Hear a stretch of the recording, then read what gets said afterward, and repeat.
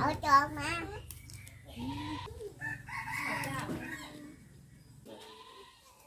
ไม่ถึงเยอะ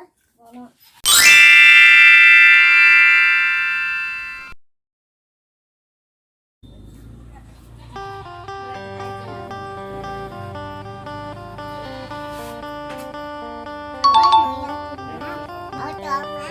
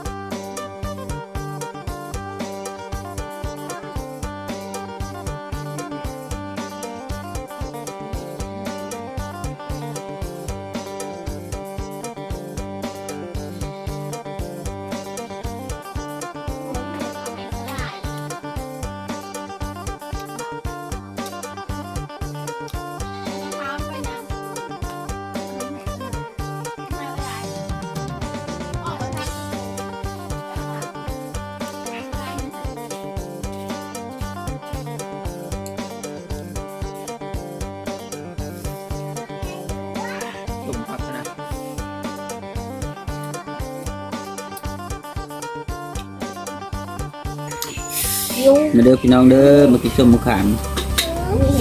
ก๋วยเตี๋ยวแดงตอนเลยขามเนื้อแง่ง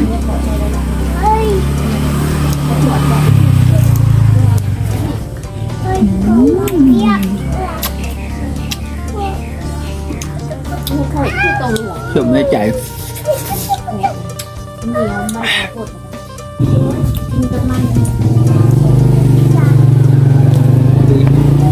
มาเด้อพี่น้องเด้อ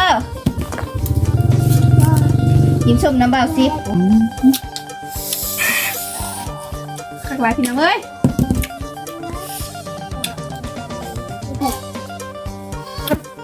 ระวังมันสิแตกลองกินมันก่อนก่อนตักกินไม่มีแป้งเครื่องเลยนี่คือข้าว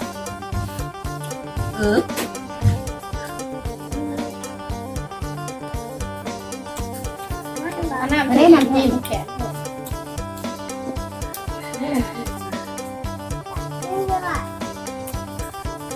กินตัวนี้ก่อน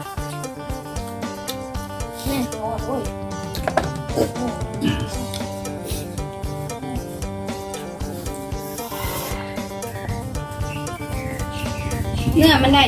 อันรสชาติมันได้อยู่เนาะ เอากินอย่างข้าวเหนียวได้เดียวให้กินไข่กับข้าวเหนียว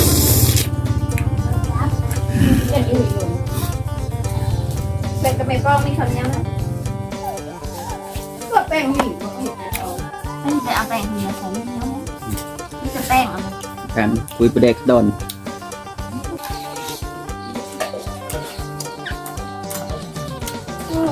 โคตร